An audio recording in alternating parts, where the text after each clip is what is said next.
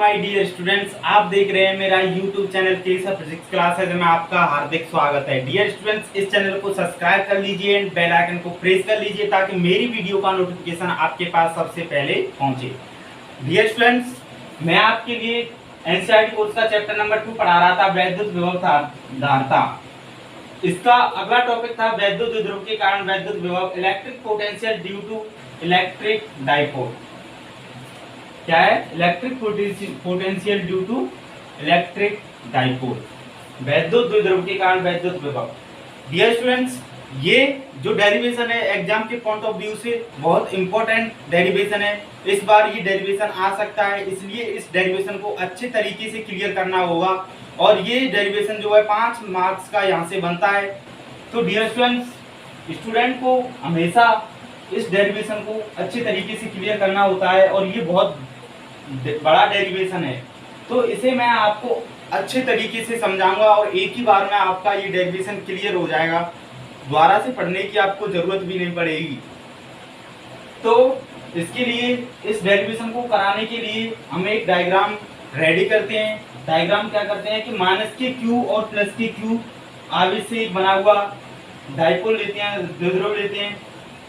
तो minus Q से plus के क्यू के मध्य बिंदु या केंद्र से बिंदु M पर हमें वैद्युत द्विध्रुव की गणना करनी होती है। तो O से M की जो दूरी होगी वो R होगी। यहाँ से जो R कैप दिया है वो OM की ओर एकांक सदिश है। प्लस के क्यू आवेश से बिंदु M की दूरी R1 है, माइनस के क्यू आवेश से बिंदु M की दूरी R2 है। हमें पता है कि माइनस क्यू और प्लस के क्यू की अल्प दूरी 2a होती है। मैंने आपको कराया था जब द्विध्रुव पढ़ाया था तब। यहाँ से BO की दूरी a हो जाएगी तो OA या AO की दूरी BA हो जाएगी। और ये जो बिंदु M है इस द्विध्रुव की अक्ष से थीटा कोण बना रहा है। तो डियर स्टूडेंट्स, क्या करते हैं, अब हम माइनस के क्यू और प्लस के क्यू आवेश के कारण बिंदु M पर टोटल विभव ज्ञात करते हैं। तो क्या करते हैं कि प्लस के क्यू आवेश के कारण, प्लस के क्यू आवेश के कारण M पर विभव क्या हो जाएगा, V1 equal to 1/4 pi epsilon nought Q upon R1, क्योंकि डिस्टेंस R1 दी है। अब इसी प्रकार से माइनस के Q आवेश के कारण, माइनस के क्यू आवेश के कारण M पर विभव, माइनस के क्यू आवेश के कारण M पर विभव क्या हो गया, V2 equal to 1/4 pi epsilon nought Q upon R2। Dear students, मैंने आपको बताया था कि विद्युत विभव एक अदिश राशि है जिसके कारण हम आवेश के जो मान रखेंगे वो चिन्ह सहित रखेंगे। तो यहाँ माइनस के क्यू आवेश के कारण निकाल रहे हैं, तो यहाँ माइनस है तो हम यहाँ माइनस क्यू लिखेंगे, तो ये भी माइनस हो जाएगा। तो डियर स्टूडेंट्स, अब हम इस M पर परिणामी विभव निकालते हैं।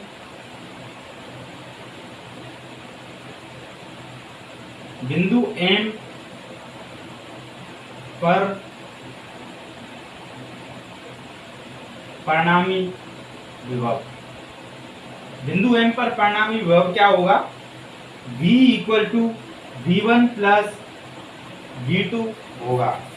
क्या होगा, V1 प्लस V2 होगा। हम इसमें थोड़ी इंक डाल देते हैं, इंक मुझे लग रहा है कम पड़ रही है। तो डियर स्टूडेंट्स, इस डेरिवेशन को आपको अच्छे तरीके से करना है, अच्छे तरीके से क्लियर करना है, क्योंकि ये डेरिवेशन जो है एग्जाम के पॉइंट ऑफ व्यू से बहुत अच्छा डेरिवेशन है। ये अधिकतर 5 मार्क्स का पूछा जाता है, जो आपके लिए अच्छे मार्क्स दिलाएगा।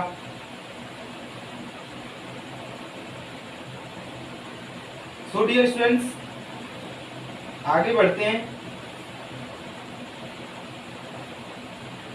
V equal to V1 plus V2 यहाँ से हम V1 और V2 की वैल्यू रख देंगे। तो V equal to 1/4πε0 Q upon R1 minus के 1/4πε0 Q अपॉन R2।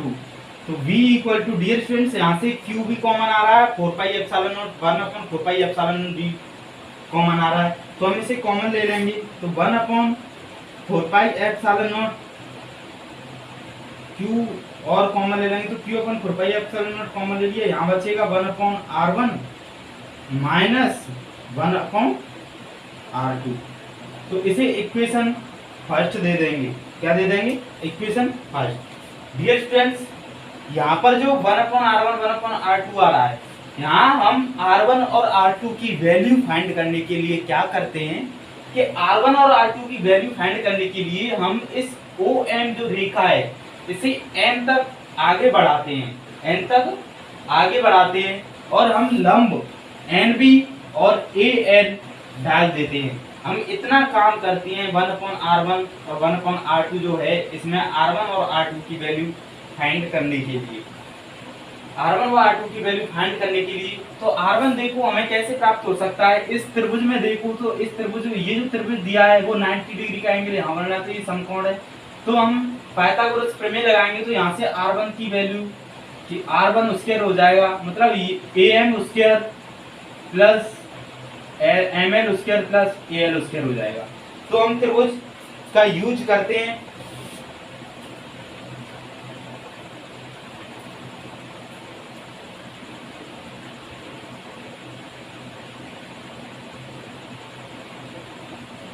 त्रिभुज का यूज करते हैं, त्रिभुज AML में, त्रिभुज AML में क्या होता है कि कर्ण पे वर्ग AM पे वर्ग प्लस ML पे वर्ग, AM पे वर्ग इक्वल टू ML पे वर्ग प्लस AL पे वर्ग। क्या होता है? AL पे वर्ग। यहां से हम ML इक्वल टू क्या लिख देंगे? ML ये हो गया, तो यहां से ये टोटल दूरी OM दे रखी है, OM में से OL घटा देंगे तो हमारा ML निकल के आ जाएगा। तो हम OM माइनस के OL लिख देंगे ML की स्थान पर, OM माइनस के OL और उसके प्लस AL उसके। तो डियर स्टूडेंट्स क्या करते हैं, हमें पता है AM की वैल्यू हमें पता ही है R1 है, OM की वैल्यू हमें पता है कि R है। अब यहाँ से OL और AL की दूरी हमें नहीं पता है, AL ये रहा और OL ये रहा, ये और ये दूरी हमें नहीं पता है और हम इन दूरियों को फाइंड करने के लिए त्रिभुज AOL का सहारा लेते हैं। तो इसे इक्वेशन नंबर सेकंड देते हैं।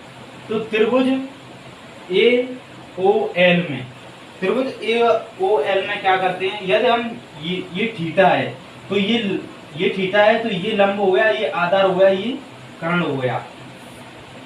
तो हम क्या करते हैं कि साइन थीटा निकालते हैं, साइन थीटा इक्वल टू लंब AL बट्टे कर्ण ये हो गया OA। तो यहां से AL equal to OA sine theta हो जाएगा। तो AL इक्वल टू OA की वैल्यू A दे रखी है, तो A साइन थीटा हो जाएगा। अब AL की वैल्यू निकल आई A साइन थीटा। अब हम OL की वैल्यू निकालते हैं। OL की वैल्यू के लिए हम cos थीटा का यूज करते हैं। तो cos थीटा इक्वल टू आधार बट्टे कर्ण होता है, तो आधार OL है बट्टे कर्ण OA equal to OL upon A हो जाएगा। तो A cos थीटा, तो OL equal to A cos theta हो जाएगा। अब हम OL और AL की वैल्यू समीकरण 2 में रख देंगे। तो समीकरण 2 से, समीकरण 2 से क्या करते हैं, am को हमने पता ही है r1 होता है, तो r1 square equal to om पता ही है r है, माइनस के OL a cos theta plus AL a sin theta हो जाएगा। हम यहां से क्या करते हैं कि r1 square equal to r minus a cos theta, इसको खोल देते हैं इस ब्रैकेट को, तो r1 square equal to r square minus के 2ar cos थीटा क्या होता है, a स्क्वायर माइनस के b square plus a square minus के 2ab प्लस b स्क्वायर होता है, तो r स्क्वायर माइनस के 2ar cos theta plus a square cos square theta. अब ये प्लस इसे भी खोल देते हैं, a square sin square theta, तो r1 square equal to r square minus 2ar cos theta, यहाँ से a स्क्वायर कॉमन ले लेंगे दोनों में से, तो यहाँ बचेगा cos square theta plus sin square theta. आपने ट्रिग्नोमेट्री में पढ़ा होगा कि cos square theta plus sin square theta क्या होता है, 1 होता है, तो ट्रिग्नोमेट्री से हम इसकी वैल्यू 1 लिख देंगे, तो हमारे पास क्या बचेगा, r1 square equal to r square plus के a स्क्वायर माइनस के 2ar cos थीटा हो जाएगा। क्या हो जाएगा, 2ar cos थीटा। तो डियर स्टूडेंट्स ये हो गया। अब हमें पता, यदि हम क्या करते हैं कि r की वैल्यू a से बहुत बड़ी है, r की वैल्यू a से बहुत बड़ी है, तो a स्क्वायर को r स्क्वायर की तुलना में हम नगण्य मानकर छोड़ सकते हैं। तो ये जो समीकरण ये जो दिया है, क्या समीकरण 3, समीकरण जो 3 दिया है, समीकरण 3 में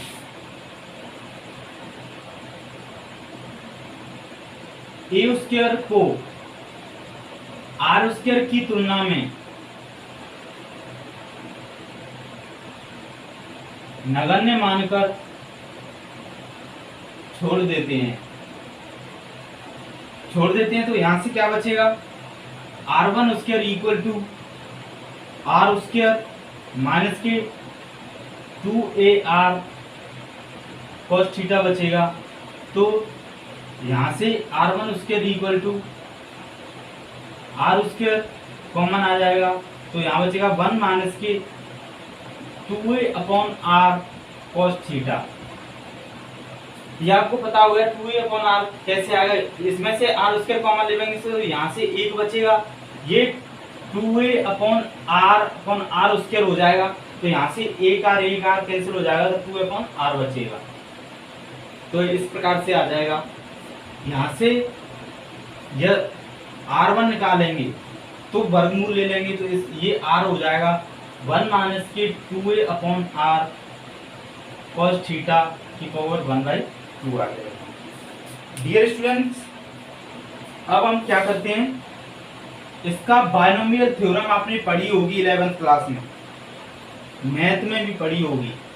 तो बायनोमियल थ्योरम के अनुसार इसका एक्सपेंशन कर देते हैं, प्रसार कर देते हैं, तो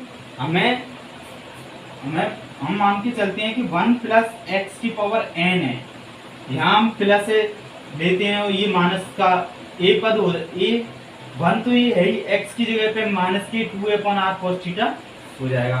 तो पहले इसका प्रसार क्या होता है, 1 plus nx plus n minus 1 x square upon factorial 2 plus n minus 1 n minus 2 x cube upon factorial 3 dash होता है। ये आपकी बायनोमियल थ्योरम से इसका प्रसार हो गया। तो इसी प्रकार से हम इसका बायनोमियल थ्योरम से प्रसार कर देते हैं। द्विपद प्रमेय बोलते हैं, जैसे द्विपद प्रमेय से प्रसार करने पर R1 इक्वल टू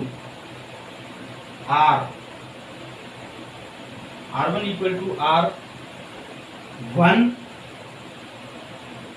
आ जाएगा, और क्या आएगा x 1 माइनस के nx, तो n की वैल्यू 1/2 है, माइनस आएगा 1 प्लस nx है, तो x की वैल्यू ये है, तो माइनस x जो होगा वो यहाँ लिख देते हैं कि x इक्वल टू क्या है, माइनस के 2a/r cos थीटा, माइनस के 2a/r cos थीटा है, तो 1 माइनस के nx, n की वैल्यू 1/2, x की वैल्यू ये है, तो 2a/r cos थीटा हो जाएगा। अब plus n 1/2, n minus 1, 1/2 minus 1 x square minus के 2a/r cos theta square upon factorial 2। इसी प्रकार से डैश डैश डैश करके आगे कर देते हैं। अब क्या करते हैं, R1 equal to R,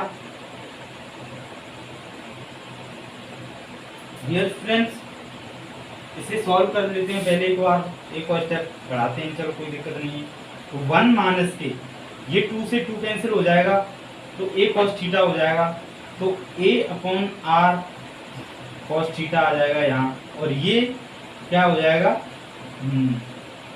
minus, यहाँ से माइनस के 1/2 बचेगा, और 1/2 तो माइनस के 1/4 हो जाएगा, और ये भी इसे खोलेंगे तो माइनस के 1/4 हो जाएगा, तो 4 है वो नीचे वाला कैंसिल हो जाएगा, तो यहाँ माइनस का चिन्ह आगे आ जाएगा, तो यहाँ बचेगा a square cos square theta upon r square, और फैक्टोरियल 2 की वैल्यू 2 होती है, क्या होती है 2, तो डैश डैश डैश कर देंगे। अब डियर स्टूडेंट्स हमें पता है कि r की वैल्यू a से बड़ी है, तो r अपॉन a की वैल्यू 1 से बड़ी होगी, इधर आ जाएगा। तो यदि a अपॉन r लेते हैं, a अपॉन r की वैल्यू 1 से छोटी हो जाएगी। यदि a अपॉन r की वैल्यू 1 से छोटी है, किससे छोटी है, 1 से छोटी है, तो हम क्या करते हैं,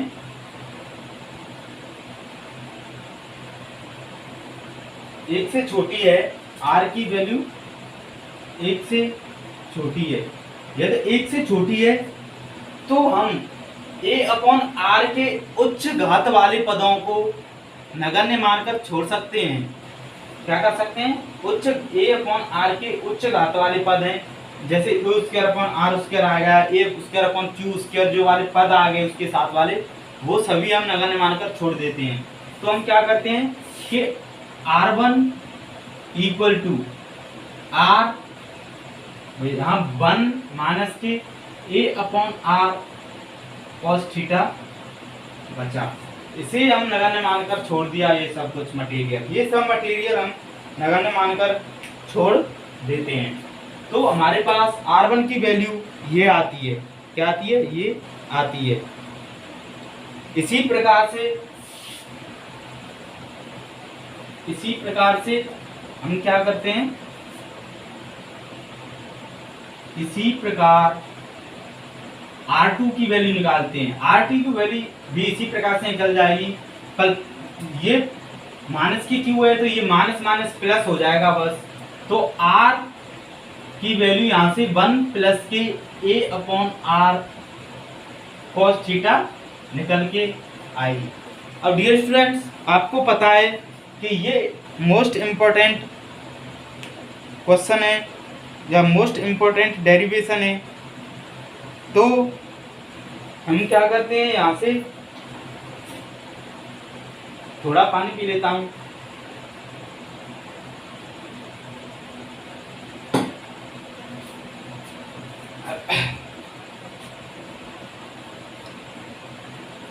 तो क्या करते हैं कि जो R1 व RT की वैल्यू आई है उसे हम इक्वेशन फर्स्ट में लिख देते हैं। इक्वेशन फर्स्ट क्या थी हमारी, V equal to 1 Q upon 4 pi epsilon nought 1 upon R1 minus 1 upon R2 ये थी। तो R1 व R2 की वैल्यू हम यहाँ लिख देंगे। तो V equal to Q upon 4 pi epsilon nought 1 upon R1 निकल के आया R1 माइनस के A upon R cos theta. क्या निकल के आया, A upon R cos theta. इसी प्रकार से R2 की वैल्यू हम लिख देंगे। तो 1 अपॉन R1 प्लस के A cos थीटा। इसे हम सॉल्व करते हैं। Q upon 4 pi epsilon not LCM ले लेते हैं। R1 माइनस के A upon R cos theta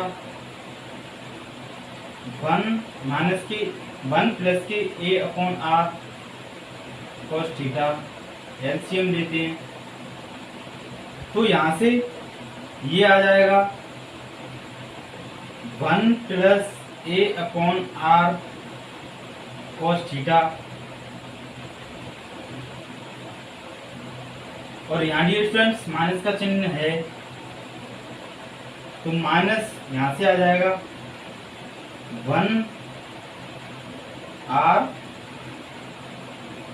तो आउट कैंसिल हो ही जाएगा। तो 1 minus A upon R cos theta ये आ जाएगा। इसे आगे सॉल्व करते हैं। डियर स्टूडेंट्स आसान तरीके से मैं आराम से आपको पढ़ा रहा हूँ, फिर भी समझ में नहीं आए तो आप फिजिक्स के अंदर 95 मार्क्स नहीं लेके आ सकते। इतने अच्छे तरीके से पढ़ा रहा हूँ, इतने अच्छे तरीके पढ़ाने के बावजूद भी आपको ये डेरिवेशन समझ में ना आए तो कुछ नहीं हो सकता। फिर यहाँ से हम आगे कैलकुलेशन करते हैं। V equal to Q upon 4 pi epsilon nought 1 plus A upon R cos theta minus 1 हो जाएगा, ये माइनस माइनस प्लस हो जाएगा A upon R cos theta. Dear friends यहाँ R है अपॉन R 1 माइनस के A upon R cos theta और 1 plus के A upon R cos theta ये हो जाएगा। जो सूत्र लग जाएगा, सूत्र क्या होता है A minus B A plus B, क्योंकि माइनस प्लस आ रहा है तो इक्वल टू होता है A पे वर्ग माइनस के B पे वर्ग। तो इस फॉर्मूले का यूज करेंगे हम। A पे वर्ग 1 पे वर्ग तो 1 ही आता है और इस पे वर्ग तो A square upon R square cos square theta ये आ जाएगा। डियर स्टूडेंट्स यहाँ से -1 + 1 कैंसिल हो जाएगा और जो बचा होगा उसे हम लिख देंगे। क्या बचेगा 2A upon R cos theta हो जाएगा। तो V equal to Q upon 4 pi epsilon nought 2A जुड़ जाएंगे upon R cos theta upon R 1 minus की A square upon R square cos square theta ये हो जाएगा। अब डियर स्टूडेंट्स हमें पता है यदि ये अल्प दो तरीके से हम इसे समझ सकते हैं। कैसे?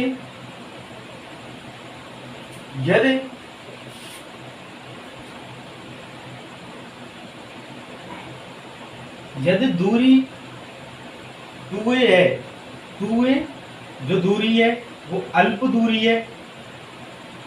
अल्प दूरी होने के कारण हम A स्क्वायर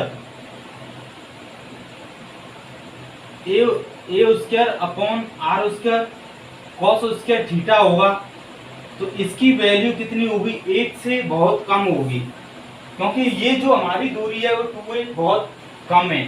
तो हमारी ये दूरी 2a कम है, तो a square upon are square cos square theta सबसे न्यूनतम वैल्यू होती है कॉस स्क्वायर थीटा की, वो 1 होती है। और ए स्क्वायर तो बहुत ही कम है, 2a जब बहुत ही कम है तो ए स्क्वायर बहुत कम हो जाए, बहुत ही कम है। A square upon are square तो बहुत ही कम है, क्योंकि आर स्क्वायर में इसका डिवाइड हो रहा है। तो ये जो दूरी होगी वो 1 से बहुत कम होगी, 1 से बहुत कम होगी, तो हम इसे नगण्य मान, इस पद को हम नगण्य मानकर छोड़ देते हैं। क्या करते हैं, छोड़ देते हैं। और यदि एक और तरीके से समझें हम इसे, तो एक और तरीके से समझ सकते हैं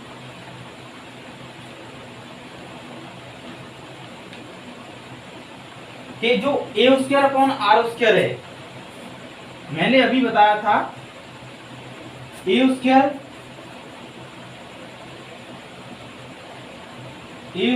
अपॉन आर स्क्वायर जो है वो 1 से बहुत कम है, और कॉस स्क्वायर थीटा की अधिकतम वैल्यू 1 होती है। तो 1 होती है, तो ये जो पूरा पद है a square upon are square cos square theta, इसकी भी वैल्यू 1 से बहुत कम होगी। जब इसकी वैल्यू 1 से बहुत कम होगी तो हम इसे नगण्य मानकर छोड़ देते हैं। तो समीकरण, इसे कितने समीकरण दे दिए थे हमने, 3 दे दिए थे शायद। तो ये, तो डियर स्टूडेंट्स पता नहीं कितने समीकरण दे दिए थे। अब हम नेक्स्ट इक्वेशन डालते हैं, वो आप डाल लेना और उसी तरीके से कर लेना। वैसे ही नोट्सों में मैंने अच्छी तरीके से डिफाइन करके रखा है, वो आप नोट्सों से देख लेना एक बार नोट्स बना के। पर क्या करते हैं, इसे नगण्य मानकर छोड़ देंगे। तो यहाँ से v इक्वल टू क्या हो जाएगा, q upon 4 pi epsilon nought 2a upon, अब डियर स्टूडेंट्स यहाँ से ये करते हैं कि r ये और ये भी r है, r स्क्वायर हो जाएगा, ये r स्क्वायर हो जाएगा, वो बाहर ले लेंगे हम। तो r स्क्वायर बाहर निकाल देंगे, तो यहाँ बचेगा 2a अपन इस, ये तो नगण्य मानकर छोड़ दिया, तो यहाँ ये 1 बचेगा बस। तो v इक्वल टू यहाँ क्या हो जाएगा, 1 upon 4 pi epsilon nought q into 2a upon are square, ये बचेगा। और डियर स्टूडेंट्स हमें पता है कि q इंटू 2a होता है p, क्या होता है, p होता है। तो v equal to 1 upon 4 pi epsilon nought p upon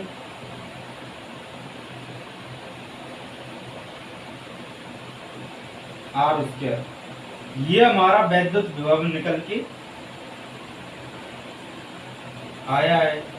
dear students ये cos थीटा और है, यहाँ ये cos थीटा और है, तो p cos थीटा हो जाएगा। ये हमारा वैद्युत विभव निकल के आया। इसे एक और बार लिख सकते हैं, इसे एक पद और बढ़ा देते हैं अच्छे से समझने के लिए कि v equal to 1 upon 4 pi epsilon nought p cos theta upon are square. Dear students मैंने आपको बताया था कि cos थीटा कब आता है, जब डॉट प्रोडक्ट होता है तब। तो हमें क्या करना है कि p cos थीटा किसके बीच में, r कैप और p वेक्टर के मध्य में थीटा कोण है। तो हम इसे एक और तरीके से लिख सकते हैं, v equal to 1 upon 4 pi epsilon nought p dot product पता है आपको r cap upon r square. ये इस तरीके से भी लिखा जा सकता है। डियर फ्रेंड्स ये आपका डेरिवेशन यहाँ फिनिश हो गया। और मैंने आपको बता दिया था कि आर कैप क्या होता है, बिंदु ओ से एम की ओर एकांक सदिश होता है। तो यहाँ से ये डेरिवेशन कंप्लीट है, लेकिन इसकी जो स्थितियां बची हैं, आपको पूछने को आता है कि अक्षीय स्थिति में वैद्युत विभव और निरक्षीय स्थिति में वैद्युत विभव क्या होता है।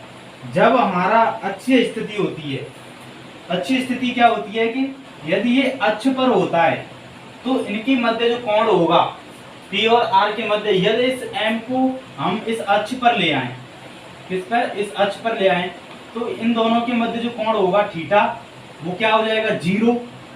तो स्थिति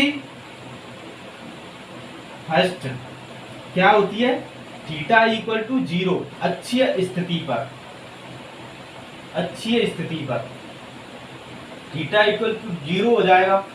तो यहां से हम cos 0 लिख देंगे, cos 0 की वैल्यू 1 होती है। तो v equal to 1/4 pi epsilon nought p cos 0 upon r square. p cos 0 की वैल्यू 1 होती है, तो यहाँ से 1/4 pi epsilon nought p upon r square. तो ये हमारा क्या निकल के आ गया, अक्षीय स्थिति पर वैद्युत विभव। अब डियर स्टूडेंट्स आता है कि निरक्षीय स्थिति। निरक्षीय स्थिति क्या होती है, इसके मध्य जो एंगल बनेगा वो 90 डिग्री का बन जाएगा निरक्षीय स्थिति में। इस बिंदु को यदि हम इस जगह ले आए तो ये जो एंगल बनेगा आर कैप और पी वेक्टर के मध्य, वो 90 डिग्री का बनेगा। तो थीटा इक्वल टू 90 डिग्री होगा। सेकंड स्थिति आती है थीटा इक्वल टू 90 निरक्षीय स्थिति में। तो यहाँ से क्या हो जाएगा, P cos 90 आ जाएगा। cos 90 की वैल्यू आपको पता है 0 होती है, तो V इक्वल टू क्या आ जाएगा, 0। तो निरक्षीय स्थिति में वैद्युत विभव 0 होता है। पहले हमने आपको बताया था चैप्टर फर्स्ट में अक्षीय तथा निरक्षीय स्थिति पर वैद्युत क्षेत्र की तीव्रता। अब यहाँ पर है वैद्युत क्षेत्र की तीव्रता, कभी उस पर क्या नहीं थी, 0 नहीं थी इस जगह, और यहाँ पर 0 आ रही है। इस जगह थी P 2P/R⁻Q और यहाँ थी P/R⁻Q निरक्षीय स्थिति में वैद्युत क्षेत्र की तीव्रता। अब ये वैद्युत विभव निकल के आया है, तो इस प्रकार से होगा। ये आपका संपूर्ण डेरिवेशन है। मैं आपको बताता हूँ ये कितने मिनट में पूरा हुआ है। इसे आधा घंटा हो गया, 32 मिनट हो गए इसको पूरा करने में। आपको पता है कितना बड़ा 32 मिनट यदि आप एग्जाम में लोगे तो सारे क्वेश्चन नहीं कर पाओगे। इसी प्रकार से आपको इतनी प्रैक्टिस करनी है इसकी कि ये आधे टाइम में जो मैंने कराया है उसका आधा टाइम में आप या 10 या 15 मिनट में, 10 मिनट या 15 मिनट में से क्लियर कर दो। यदि आप इस डेरिवेशन को कर पाओगे तो आपके पूरे मार्क्स आ जाएंगे। जितने नंबर का ये आएगा, ये 5 मार्क्स का क्वेश्चन पेपर आता है। So thank you all my dear students. आपकी वीडियो को बस मैं यहीं समाप्त कर रहा हूँ। ये पूरा जो डेरिवेशन था, ये जो पूरा जो डेरिवेशन है ये वाला, वो आधे घंटे में क्लियर हुआ है। तो डियर स्टूडेंट्स, मैं बस आपसे यही कहना चाहूँगा कि मैं जो आपको करा रहा हूँ वो आपको करते जाना है, और फिजिक्स में आपको 95% प्लस मार्क्स गेन हो जाएंगे। एक अच्छे तरीके से मैं आपको नोट्स भी प्रोवाइड कर रहा हूँ और वीडियो भी प्रोवाइड कर रहा हूँ। हमारा जो यूट्यूब चैनल चल रहा है उसको लाइक, कमेंट एंड शेयर ज़्यादा से ज़्यादा कीजिए।